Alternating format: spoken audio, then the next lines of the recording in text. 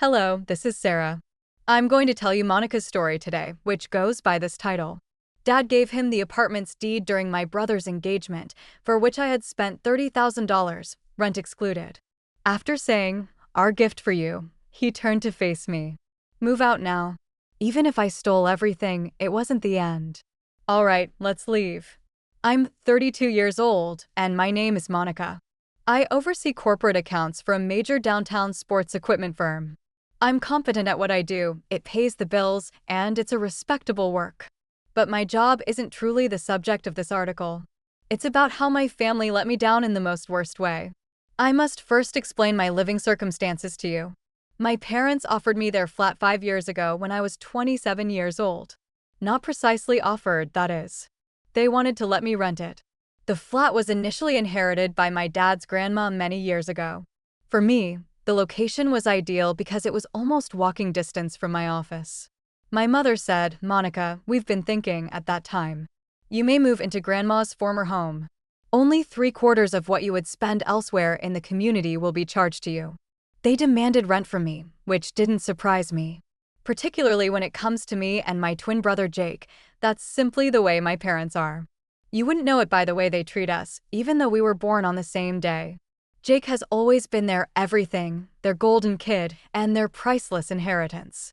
For his birthday when we were youngsters, they would get him pricey toys, while I would get books from the bargain area. They gave him a huge celebration with all of his buddies when we graduated from high school. I received a card of congratulations. They covered all of the costs when Jake decided to attend college. They said I could take out student loans like everyone else when I decided to attend. Paying my own parents' rent then? In my family, that is quite usual. When I moved here, the flat was in poor condition. The flooring were made of a filthy, ancient carpet that had most likely not been cleaned in decades. Everything appeared sickly because of the terrible yellow tone of the walls. The bathroom was in disarray. And let's not even talk about the kitchen. However, I grabbed it since the location was ideal. I essentially rebuilt the property from the ground up over the course of the following 5 years. I followed my mother's wishes and talked to her about every change beforehand.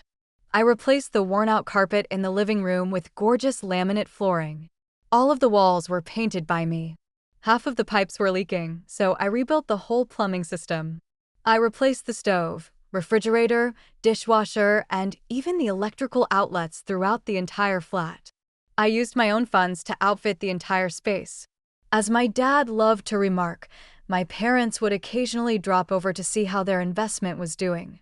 They would stroll about acknowledging all of my hard work with nods of approval. As my mother used to remark, "You're really fixing this place up nice. It's going to be worth so much more when you're done." The task didn't bother me. In fact, I liked personalizing the space. Even though I was paying rent for it, it felt fantastic to have a place that was all mine. Then things changed around a year ago. At the age of 31, I was content with my life. I had my routine, my apartment, and my work. My parents then revealed something shocking to me. My dad remarked, "Monica, we need to talk," during one of their visits. He had a somber expression, which was never nice. I put down my coffee and inquired, "What's up?" "We're in trouble with the mortgage on this place," my mother stated. "We are unable to pay the $30,000 we owe the bank. Foreclosure is a threat from the bank." I gazed at them. "So, what are you asking me to do?" "According to my dad, we need you to pay the $30,000. Consider it an investment, even though we realize it's a lot. In either case, you will eventually own this residence. Will be mine." I said it again. "Of course," responded my mother. "Our daughter is you. We won't abandon you without anything. When we go, you'll receive this apartment and Jake will get the home. You've already worked so hard on it." After years of working and living on a little income, I had some money. The majority of what I had was $30,000, but it was worth it if it meant that I would someday purchase the house I had been renovating for years. "You promise this apartment will be mine?" I inquired. "Absolutely," answered my father. "Everything you have done for this place will not be forgotten. It has become your home." So I did it.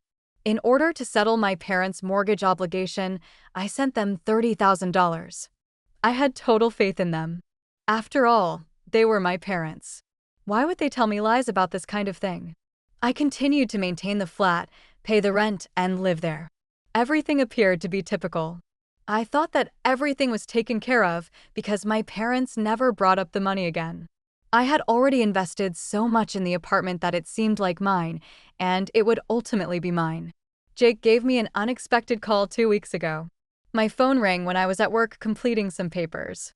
When he remarked, "Hey Monica, I've got some great news," I could sense the joy in his voice. "What's up?" Even though I was only partially listening, I asked. I was attempting to complete a customer proposal. "I'm getting engaged to Sarah. In 2 weeks, we will host the engagement celebration at her parents' home." "Of course you're welcomed." I let my pen fall. Jake has been seeing Sarah Martinez for the past 2 years or so. We all attended the same high school, so I knew her quite well. We had her in our class. She was actually a fairly decent girl at the time. Astute, humorous, and grounded. "Jake, it is incredible." I genuinely meant it when I said, "I'm so happy for you guys." I truly cared about my brother in spite of everything that was going on with my parents. "Sarah is excellent. You two are a match made in heaven." "Thank you, sis." Hearing you say that means a lot. I am certain that Mom and Dad are ecstatic about it. They were, of course. A decent lady from a good family was marrying their golden guy. Most likely, this was the greatest news they had received all year. "I'm really excited for you both," I said. "I'll be present." "I wouldn't miss it." "Fantastic. I will SMS you the information." "I adore you, Monica." "Love you too, Jake." For the first time in a long time, I hung up the phone with true joy. Despite being my brother, Jake may be my parents' favorite. Like any other siblings, we had grown up together, shared a room as children, and quarreled over toys and television programs. Our parents' differing treatment of us was not his fault. The 2 weeks went by in a flash. For the engagement party, I even went shopping for a lovely outfit. I wanted to appear presentable for Sarah and Jake. I chose a sophisticated yet affordable piece. Didn't want to overshadow the prospective bride. The gathering took place at Sarah's parents' home in a pleasant neighborhood around half an hour from the city center. About 40 people were present when I got there, including Sarah's family, some of our old high school pals, and relatives I knew from previous family get-togethers. "Monica." As soon as I entered, Sarah came running over to me. She appeared beautiful, utterly beaming with joy. "I'm so glad you could make it." "Congratulations," I replied as I embraced her tightly. "You and Jake have my utmost happiness. Together, you two will be fantastic." "I'm grateful." "It means a lot that you said that. Nobody knows Jake as well as you do." Jake was chatting with several of his college pals at the food table when I discovered him. His hair was groomed to perfection, and he looked dapper in his navy blue suit. When our parents paid for that pricey haircut last month, they undoubtedly got their money's worth.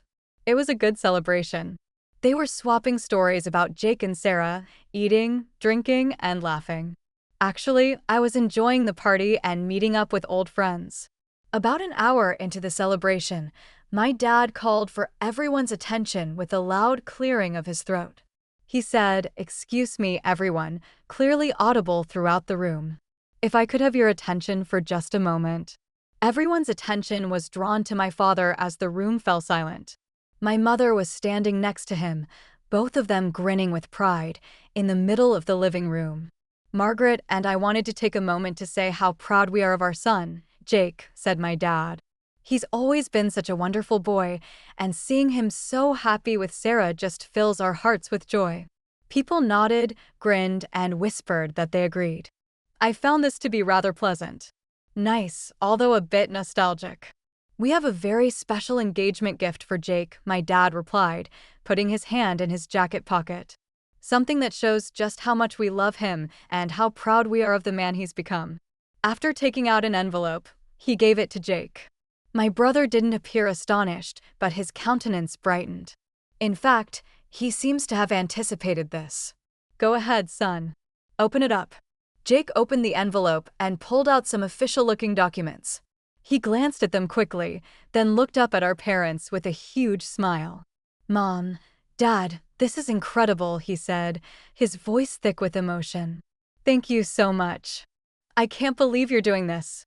"What is it?" someone called out from the crowd. My mom stepped forward, practically glowing with pride. "It's the deed to an apartment downtown.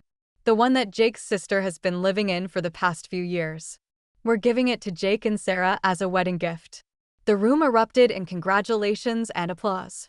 People were clapping, calling out their approval, telling Jake how lucky he was to have such generous parents.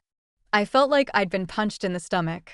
My vision went a little blurry around the edges, and I had to grab onto the back of a chair to steady myself. The apartment. My apartment. The one I'd been paying rent on for 5 years. The one I'd completely renovated with my own money. The one I'd paid $30,000 to save from foreclosure just a year ago. The one my parents had promised would be mine someday. They were giving it to Jake. "This is such a wonderful gift," Sarah was saying, looking at the documents in Jake's hands. "We're so grateful. We've been talking about finding our own place, and this is just perfect. Jake deserves it," my dad said loudly, making sure everyone could hear. "He's getting married, starting a family soon, hopefully. He and Sarah need their own place to build their life together." I looked at my parents, hoping to catch their eye, hoping for some kind of explanation or apology. But when they saw me looking, they just smiled and shrugged like this was the most natural thing in the world. That's when my Aunt Linda, my mom's sister, spoke up from across the room. "Wait a minute," she said, her voice cutting through the celebrations. "What about Monica? Hasn't she been living in that apartment for years?" The room went quiet. Everyone turned to look at me, then at my parents. I felt my face burning with embarrassment, but I couldn't bring myself to say anything. My dad shrugged casually. "Monica will have to move out, of course. We've been letting her live there for 5 years now. I think that's been generous enough. She's an adult," my mom added. "She can find her own place. There are plenty of apartments for rent in the city." I could have told everyone the truth. I could have stood up and announced that I hadn't been living there for free like my parents were making it sound. I could have explained that I'd paid rent every single month, that I'd renovated the entire place with my own money, that I'd given them $30,000 just last year to save that apartment from foreclosure. I could have told everyone that my parents had promised me the apartment would be mine someday. But I didn't do any of that. I just sat there for another 30 minutes, watching my brother and his fiancée accept congratulations for their wonderful gift, watching my parents bask in the praise for being such generous people. Finally, I couldn't take it anymore. I quietly got up, grabbed my purse, and walked out of Sarah's parents' house. Nobody even noticed me leaving. The drive back to the apartment was a blur. I kept replaying the whole scene in my head, trying to make sense of what had just happened. How could my parents do this to me? How could they humiliate me like that in front of everyone? When I got home, I poured myself a glass of wine and sat on my couch, staring at the walls I painted myself. Everything in this place represented years of my life, my money, my work. And now Jake was just going to get it all handed to him on a silver platter. That's when my phone buzzed with a text message. It was from Jake. "Move out immediately. You have 2 days. 2 days. Not even a week. Not even a conversation. Just a cold text message from my own brother telling me to get out of the place I'd called home for 5 years. I stared at the message for a long time, feeling a rage building inside me that I'd never experienced before. They thought they could just throw me out like garbage. They thought they could steal $30,000 from me and humiliate me in front of everyone, then kick me out with 2 days' notice. I called my friend Jessica. We'd been friends since college, and she was one of the few people who knew how difficult my family could be. "Hey, Monica, how was the engagement party?" she asked when she picked up. "Jessica, I need a favor," I said, trying to keep my voice steady. "Can I stay with you for a while? I need to find a new place to live." "Of course, but what happened? Are you okay?" "I'll explain later. I just need somewhere to go for a few days while I figure things out. Actually, you know what? My brother Rick moved to Europe for work last month. His house is sitting empty. You could stay there as long as you need to. No rent, just pay the utilities." I almost started crying from relief. After I hung up, I sat there thinking about what to do next. Then an idea started forming in my mind. If my parents wanted to play games, I could play games too. I called a handyman service and asked them to come over first thing in the morning. I need you to disconnect and remove all the appliances, I told them. The dishwasher, the refrigerator, the stove, everything. I also need you to remove all the electrical outlets and the plumbing fixtures. The guy on the phone sounded confused. Ma'am, that's going to leave the place pretty bare. That's exactly what I want, I said. I bought all of those things with my own money, so I'm taking them with me. The next day, the handyman crew showed up early and got to work. They disconnected the dishwasher, unplugged the refrigerator, removed the stove. They took out every single electrical outlet I'd installed, removed the new bathroom fixtures, even took the nice light fixtures I bought to replace the old ones. Watching them strip the place down was actually pretty satisfying. With each item they removed, I felt a little bit of my anger turning into something else. Not quite happiness, but definitely satisfaction. The laminate flooring took the longest. They had to pull it up piece by piece, but I'd kept the original receipt, so I knew exactly what I'd paid for it. Every single plank was mine.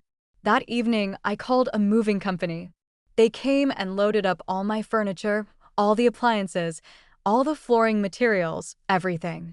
Jessica met me at Rick's house with the keys, and we spent the night moving everything in. This is a lot of stuff, Jessica said as we watched the movers carry in my refrigerator. Yeah, well, I've been living there for 5 years, I said. I bought everything in that place. When we were done, I took the apartment keys and put them in an envelope. I wrote a short note. I've moved out as requested. The apartment is yours now. I sent it by courier to my parents' house. The next morning, my phone started ringing at 7 a.m. It was my mom, then my dad, then Jake, calling over and over again. I let it go to voicemail for a few hours. Then the text messages started coming in. You had no right to do that. We're calling the police. You can't just destroy our property. You're going to pay for this. Finally, around noon, I answered when my mom called. Monica, what the hell did you do? She screamed as soon as I picked up. I moved out like you asked, I said calmly. You destroyed the apartment. You took everything, the outlets, the plumbing, the floors. It's completely gutted. I took what belonged to me, I said. I bought all of those things with my own money. I have the receipts to prove it. You're being vindictive. This is so petty. We could have you arrested. Go ahead, I said. Call the police. Tell them I took my own property when I moved out. I'm sure they'll be very interested in hearing about how you tricked me out of $30,000 and then kicked me out with 2 days' notice. There was silence on the other end of the line. Monica, you shouldn't have done this, my mom said finally, her voice quieter now. Look, we can work something out. Maybe we can count that $30,000 as a wedding gift for Jake. I couldn't believe what I was hearing. A wedding gift? They were trying to retroactively justify stealing my money by calling it a gift to my brother. You're all liars, I said. You lied to me. You used me. And you threw me away when it was convenient. So, I'm treating you exactly like you deserve to be treated. Monica, please.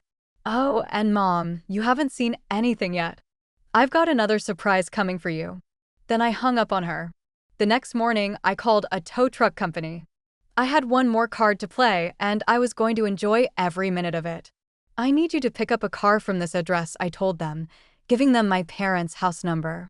It's a blue Honda Civic, license plate number KM4392. I'm the legal owner, and I have all the paperwork to prove it. The car was something I'd almost forgotten about in all of this mess. 3 years ago, I'd been driving it regularly, but when my parents started having money troubles, they asked if they could borrow it just temporarily while they figured out their transportation situation. We'll get our own car soon, my dad had promised. We just need something to get to work for a few months. That was 3 years ago. I bought myself a new car and let them keep using the Honda. I was still paying the insurance on it, still the legal owner, but I'd basically given it to them. Another one of my many generous gestures that they'd apparently forgotten about. Well, if they wanted to play the what's yours is mine game, I could play it too. The tow truck driver called me an hour later. Ma'am, I've got your car. There was an older couple who came out screaming about it, but I showed them the paperwork. They couldn't do anything about it. Perfect, I said. Bring it to this address. I gave him Rick's house number. 15 minutes after the car arrived, my phone started exploding with calls again. I didn't answer any of them. But the text messages were hilarious. You can't just steal our car. We need that car for work. We don't have money for another car. You're being a terrible person. My brother sent me the best one. You're a complete bastard. Don't bother coming to my wedding. That one actually made me laugh out loud. I blocked all their numbers after that. I was done listening to their complaints. 3 weeks later, I put the Honda up for sale. It was in great condition, only had about 60,000 miles on it, and I'd kept up with all the maintenance. I listed it for $12,000, which was a fair price for a 3-year-old car. It sold within a week.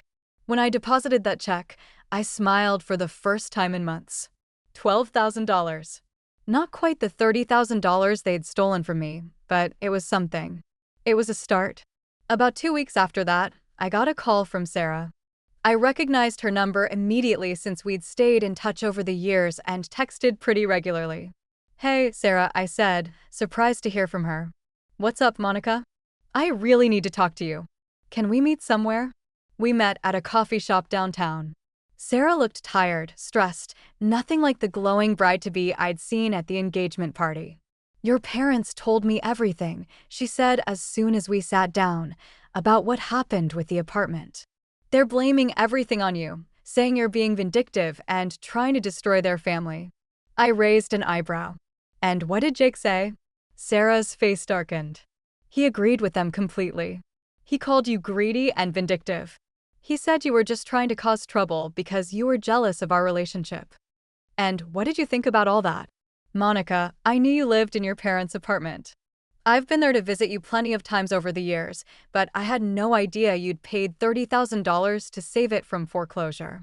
I had no idea you'd renovated the entire place with your own money, that you'd been paying rent all these years." "Well, now you do," I said. "I can't marry him," Sarah said suddenly. "I can't marry into a family that would do something like this. And Jake, the way he talked about you, his own sister, it made me sick." I looked at her carefully. "Sarah, you need to make your own decision about this. Don't let my situation influence what you want to do with your life." "It's not just your situation," she said. "It's how they all handled it. Your parents lied to you, stole from you, and then acted like you were the problem. And Jake just went along with it. He didn't even try to make it right." "No, he didn't," I agreed. Sarah left after that, and I didn't hear from her again. However, I got a call from my Aunt Linda approximately a month later. She continued, "Monica, I thought you should know, Jake and Sarah split up. The wedding has begun." "Really?" "Indeed. Last week, she canceled the engagement. Jake and your parents are enraged. They are accusing you of poisoning her against them." When I answered, "Of course they are. God forbid they take responsibility for their own actions." "How are you doing, honey?" Linda inquired. "Are you okay?"